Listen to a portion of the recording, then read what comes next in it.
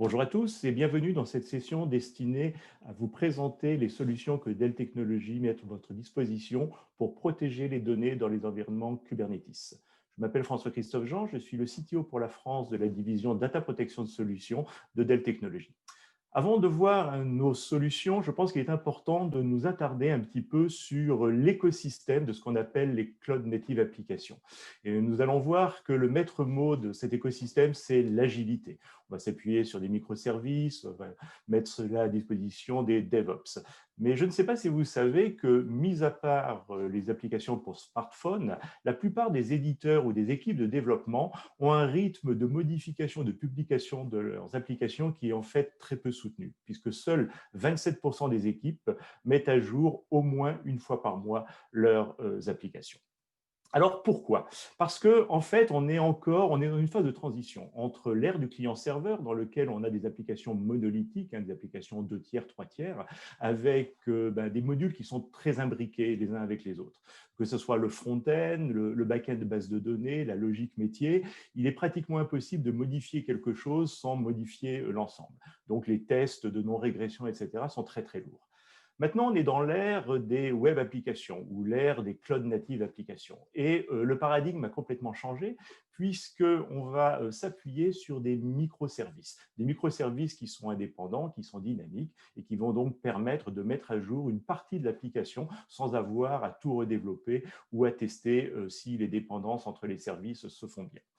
Alors, qu'est-ce qu'un microservice? En fait, un microservice est une petite fonctionnalité autonome qui est facile à créer et à maintenir et qui permet de construire, mais surtout de déployer du logiciel de façon continue. On verra que ça, c'est le fondement du DevOps, à grande échelle, mais surtout n'importe où. C'est-à-dire qu'on va pouvoir développer une application et cette application, elle va pouvoir tourner aussi bien on-premise, dans un cloud privé on-premise ou chez un hyperscaler dans le cloud public. Alors, évidemment, les microservices, ils sont déployés sous forme de containers. Donc, je ne vais pas refaire l'historique du container, mais par rapport aux machines virtuelles, le container est un packaging très léger et autonome de toutes les dépendances nécessaires et suffisantes pour exécuter l'application. Donc, ça va simplifier les architectures, ça va permettre d'utiliser les ressources de manière plus efficace. On va éviter de recopier dans chaque machine virtuelle l'operating system, par exemple. Cet operating system, il va être partagé entre tous les containers, tous les microservices. Et surtout, on va permettre de déployer ce container n'importe où, comme je disais tout à l'heure, sur n'importe quel cloud. Et le fait qu'on a factorisé des petits éléments, ça va permettre les déploiements évolutifs. Alors, pourquoi cet engouement pour les containers? D'abord, parce qu'on a dit qu'ils sont portables. Donc, on-prem, off-prem, n'importe quel cloud. Une application, avant, on l'a développée pour Windows ou Linux. Si jamais on voulait la porter, c'était un portage, un redéveloppement. Ensuite, c'est normalisé. Donc, c'est normalisé, ça va permettre, on verra, de renforcer la sécurité. La légèreté également est quelque chose de très, très important puisque on va utiliser beaucoup mieux les ressources du système sous-jacent, que ce système sous-jacent soit un système physique ou un système virtuel. Alors ça plaît bien entendu aux développeurs parce que ça leur permet d'augmenter leur productivité. Ils se focalisent sur certaines tâches liées à des microservices. Ça plaît énormément aussi aux opérateurs de l'IT parce que ça permet de distribuer rapidement et de manière globale les applications. On n'a plus à se poser la question, ça c'est un développement interne que je déploie sur une machine, il faut que j'approvisionne un Linux de Red Hat de telle version ou un Debian, etc., ou un Windows 64 bits. Non, ça va tourner n'importe où, que ça tourne sur un physique ou un virtuel. Puis le management, comme on le verra par la suite, il est très intéressé par ça parce que ça va diminuer le time to market et surtout, ça va permettre des investissements qui vont être alignés avec les résultats. On verra que dans le cycle de développement classique, on fait un pari sur l'avenir et si l'application n'a pas de succès, on investit pour rien. Et puis, ce DevOps, cette agilité, ça va permettre de transformer les processus existants en les allégeant, en les rationalisant et donc on va gagner de l'argent. Alors, en fait, une application, c'est bien plus qu'un container, un simple container. Donc, les containers, dans un environnement de runtime, et on verra que Kubernetes va être basé là-dessus aussi, ils se déploient, ils s'exécutent sur des nodes, qui est un sous-jacent physique, qui peut être un serveur physique ou un serveur virtuel, une machine virtuelle. Et une application, en fait, c'est un grand nombre de containers qui vont contribuer, par le biais de microservices, à donner la charge utile de cette application. Mais on a énormément de containers et il va falloir les orchestrer, il va falloir les organiser, hein, parce qu'on va avoir à mettre en adéquation le, les ressources avec la charge, on va augmenter le parallélisme, on va augmenter le nombre de containers, ou au contraire, dans une période d'inactivité, on va réduire, on va augmenter la résilience. Donc le parallélisme va permettre de faire en sorte que l'on n'a pas d'interruption de service si jamais une des machines sous-jacentes tombe en panne. Eh bien, le cluster va continuer, l'application Cloud Native va continuer à s'exécuter sur les ressources disponibles dans l'ensemble de l'environnement. On a dit qu'on pouvait rajouter des services, des microservices à la demande, puisqu'on va faire évoluer l'application. Il va falloir que les containers existants, les microservices existants, soient en mesure de découvrir les nouveaux services mis à leur disposition pour en tirer parti. Et puis, bien entendu, il va falloir s'intéresser à la sécurité, le contrôle d'accès. Donc, ça fait beaucoup de choses. Et ces containers individuels, ils ne peuvent pas le faire. Donc, comme dans beaucoup d'environnements, il faut un coach. Il faut quelqu'un qui organise, qui supervise, qui ordonne, qui ordonnance, qui schedule, etc. Ce coach, dans l'environnement des cloud natifs applications, en fait, c'est devenu un standard de facto et c'est Kubernetes. Donc, Kubernetes est une plateforme open source qui, à l'origine, avait été développée par Google. Et cette plateforme a été conçue pour automatiser le déploiement, la mise à l'échelle et le fonctionnement des containers. Donc, ce qui est très, très important dans un environnement Kubernetes, et ça va avoir un impact énorme sur la protection des données, c'est qu'on ne s'intéresse pas à l'élément atomique. On ne s'intéresse pas aux containers, tout comme on ne s'intéressait plus à la machine virtuelle. On s'intéresse à l'orchestration, on s'intéresse à l'ordonnanceur, parce que lui seul, cet ordonnanceur, sait qu'est-ce qui est déployé à quel moment et qu'est-ce qu'il va falloir protéger. Donc, cet ordonnanceur Kubernetes, il va être destiné à provisionner des hôtes pour donc des sous-jacents physiques ou virtuels pour faire tourner les machines. Il va instancier les containers dans un hôte approvisionné.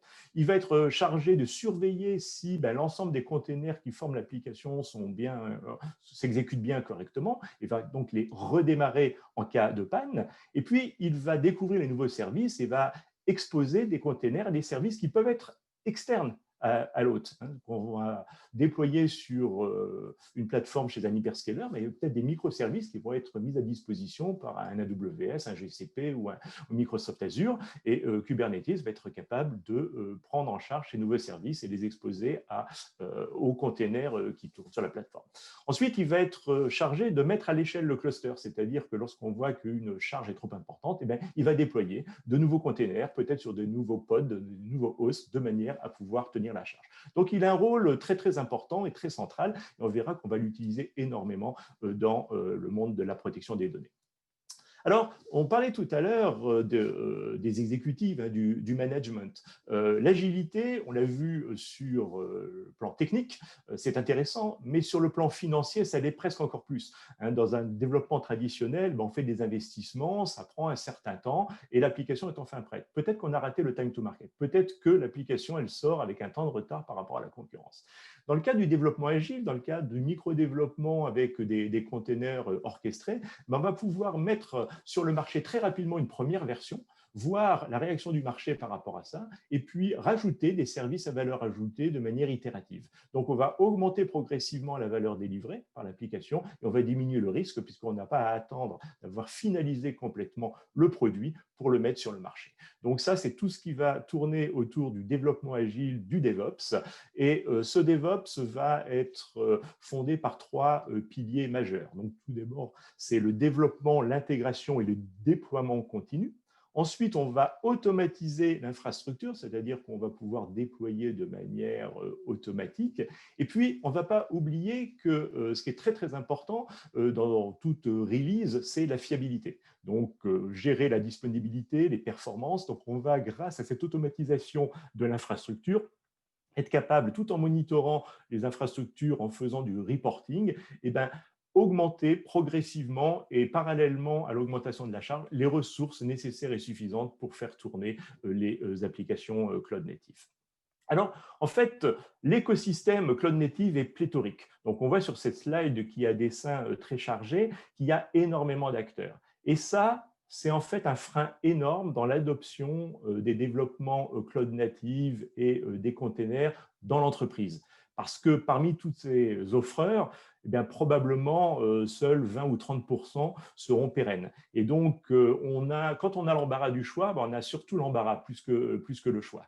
Et donc, même si certains acteurs comme Kubernetes, hein, dans l'orchestration et le management, se sont avérés être les standards de fait, on a encore un peu de frilosité de la part des entreprises pour adopter cette nouvelle manière de développer et de mettre à disposition les applications. Alors, on va maintenant se focaliser sur le cœur de cette session, c'est protéger ces applications cloud native. Alors, au début de la genèse de Kubernetes, en fait, la question ne se posait pas trop parce que Kubernetes a débuté avec des applications que l'on dit stateless, c'est-à-dire qui sont des applications transitoires qui ne possèdent que des données éphémères. Et donc, ces données éphémères, on n'a pas besoin de les protéger. Ça peut être des serveurs web, ça peut être du Node.js, ce genre de choses. Mais très rapidement, cet idéal éphémère, on ne répare pas, on reconstruit de manière dynamique, parce que c'est très simple, se heurter à la réalité opérationnelle. Et que, en fait, les applications ont besoin de ce qu'on appelle du stateful, hein, c'est-à-dire des données persistantes qui peuvent être partagées entre plusieurs hosts, qui doivent être sauvegardées, parce que les applications qui tournent sur des containers, elles sont soumises aux mêmes contraintes réglementaires, légales ou des gouvernances d'entreprise que leurs équivalents 2 ou 3 tiers. Donc, il faut absolument protéger les applications cloud native containerisées. Alors, comme toujours, la protection des données, c'est une finalité, c'est la restauration. On ne fait pas de la sauvegarde pour faire de la sauvegarde, bien entendu. On fait de la sauvegarde pour être en mesure de pouvoir restaurer si jamais on perd de la donnée, parce qu'on a eu une corruption, qu'on a eu une fausse manœuvre, ou que l'on a eu une attaque. Et ça, on va voir, c'est quelque chose de très important dans les services à valeur ajoutée. Maintenant, il faut absolument se protéger contre tout ce qui va être cryptolocker, ransomware, malware de tout poil, qui vont attaquer votre système d'information et vont détruire les données. Le disaster recovery, dans le cadre des applications cloud native, est un petit peu moins important que dans le cas des applications traditionnelles, parce qu'on a vu que par nature, par essence même, un cluster Kubernetes est capable de se redéployer sur différents hosts. Et donc, si le cluster est un cluster étendu qui tourne sur des data centers qui sont à plusieurs centaines de kilomètres les uns des autres, ce disaster recovery peut être mis en œuvre de manière automatique par Kubernetes. Mais bien entendu, on peut toujours avoir un désastre encore plus important et qui toucherait par exemple les 2 data centers en réplication. Et là encore, on serait obligé de faire de la restauration. Ensuite, il y a toujours un aspect data management et on doit peut-être pérenniser au-delà d'une période de restauration opérationnelle de 3 ou 5 semaines des données à des fins légales. Par exemple, les applications financières sont souvent soumises à des régulations qui obligent à les conserver au minimum 10 ans. Je parlais tout à l'heure de la cyberprotection, c'est quelque chose d'extrêmement important, de pouvoir sanctuariser certaines données en cas d'attaque par un malware. Et donc là, bien entendu, un système qui est en continuité de réseau n'offre pas de garantie de sécurisation, on n'a pas d'air gap, on n'a pas d'isolation réseau, et donc une infection qui détruit les données se propage à la vitesse du cluster et va tout détruire. Donc, la protection des données est absolument indispensable. Alors, chez Dell Technologies, nous n'avons pas attendu l'avènement des clusters Kubernetes, bien entendu, pour faire de la protection des données. Et nous avons, depuis quelques années, une plateforme unifiée qu'on appelle Power Protect Data Manager, qui sert à sauvegarder les machines virtuelles, hein, le monde vSphere, par exemple, les applications traditionnelles et les containers. Bien, on a fait évoluer cette offre logicielle, hein, Power Protect Data Manager, pour prendre en charge la protection des données des clusters Kubernetes en appliquant les mêmes règles et la même qualité de service de classe enterprise, hein, pour ce monde agile et innovant. C'est-à-dire que l'on va avoir d'abord une interface graphique qui va nous permettre de gérer l'environnement de sauvegarde et de restauration, mais cette interface graphique, elle va s'appuyer sur un corpus complet d'API REST qui va nous permettre de s'intégrer nativement dans l'écosystème cloud native pour toute la gestion, le contrôle de la protection des données. Ensuite, on va avoir une fonctionnalité qui va nous permettre de découvrir automatiquement les clusters Kubernetes et une fois qu'on a découvert ces clusters, d'appliquer tout aussi automatiquement en fait, des règles et des politiques de protection qui sont édictées par la stratégie, la gouvernance de l'entreprise pour la protection des données. Et puis, on va tirer parti de la pierre angulaire de la protection des données chez Dell Technologies, qui est la déduplication à la source apportée par Datadomain, qui va permettre de protéger un grand volume de données pendant un laps de temps qui tend de plus en plus vers zéro. Enfin, on a voulu que cette plateforme de protection des données soit ouverte à la fois aux opérateurs traditionnels de l'IT, c'est-à-dire les opérateurs de sauvegarde traditionnels, mais aussi et surtout à cette nouvelle génération de DevOps, de développeurs qui mettent eux-mêmes en production. Et il est bien entendu hors de question d'aller demander à un développeur Python, par exemple, d'apprendre un environnement de protection des données. Ce n'est pas son boulot. Donc, pour faire ça, on s'est bien entendu allié avec VMware et avec Velero, qui est un composant très important de notre offre logicielle. Alors, si on veut protéger une application Kubernetes, on peut se dire je n'ai qu'à protéger les données persistantes. En fait, une application Kubernetes, c'est bien plus que quelques pods, en fait, le runtime de l'application et du stockage persistant. On va avoir des microservices, comme je disais tout à l'heure, qui vont communiquer par un bus de messagerie. On va avoir des services externes, comme des services de sécurité et autres. Et puis, on a vu que ceci était très volatile, très dynamique. On rajoute des services au fil du temps. Donc, si jamais on est dans une approche figée, eh bien, c'est la catastrophe. On a tous les ingrédients de l'échec. On va voir que prendre un snapshot d'un persistant de volume claim en utilisant un container storage interface ou un snapshot dans un environnement VMware pour Tanzu n'est pas suffisant. Pourquoi? Parce que, bien entendu, on pourrait prendre un snapshot à chaque fois que l'on a une modification dans le stockage. Donc, c'est relativement facile de se synchroniser sur des changements de base de données et de piloter la prise de snapshot sur un CSI lorsque l'on a un changement dans la base de données. Mais il n'y a pas que ça comme changement dans du stockage persistant. Donc, on peut avoir une modification des données, on peut avoir une modification de la sécurité, on peut avoir une modification de la configuration. Et donc, si jamais on a pris simplement un snapshot du volume persistant, et quand on fait le rollback pour faire la restauration, on va avoir quelque chose qui risque d'être incohérent avec les changements périphériques qui sont survenus après la prise de ce snapshot. Donc, il est bien entendu indispensable que dans un environnement enterprise, comme Power Protect Data Manager, on soit en mesure de détecter tout changement et que le changement porte sur le stockage persistant ou sur des services périphériques ou annexes, on va reprendre une vue complète qui va nous permettre de faire une restauration en cohérence par rapport au framework applicatif. Donc, tout ceci est tout à fait faisable et facilité, comme je l'ai dit tout à l'heure, par la déduplication. Donc, à chaque fois qu'on a un changement, on ne refait pas une image globale, on se focalise sur les petits changements, les delta blocs, mais la technologie permet de reconstruire virtuellement une image globale qui nous permet de restaurer facilement quelque chose qui est en cohérence fonctionnelle.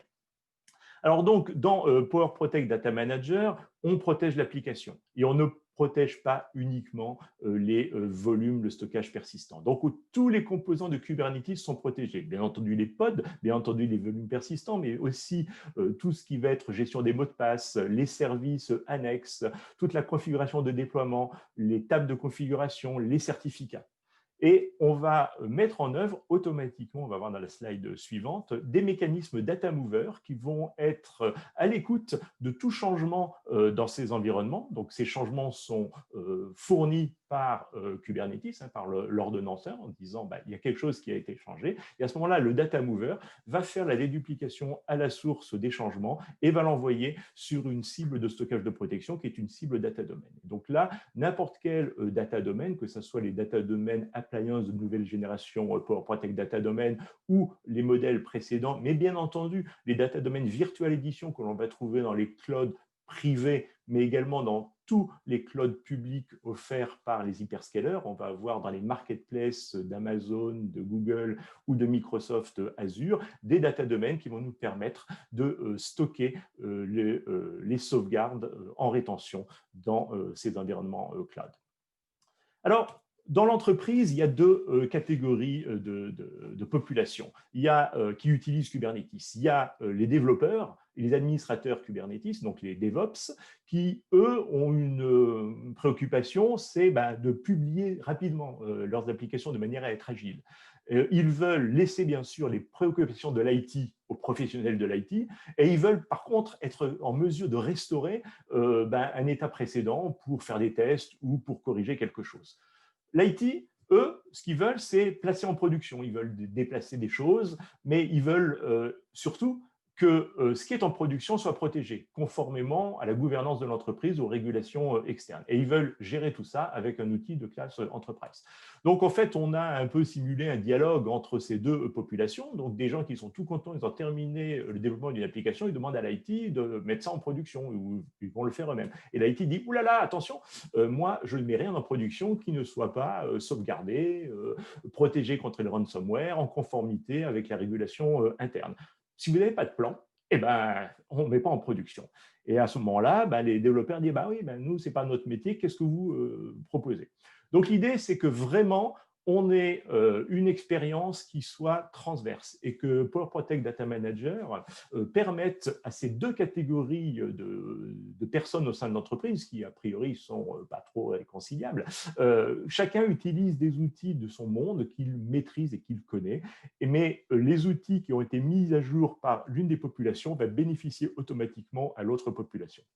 Donc, pour les professionnels de l'IT, Power Protect Data Manager va permettre, bien entendu, de découvrir automatiquement tous les clusters Kubernetes et va permettre aux administrateurs de sauvegarde de définir les plans de sauvegarde. Donc, la fréquence des sauvegardes, la période de rétention, est-ce que je réplique, combien de temps je conserve, est-ce que je crypte, etc.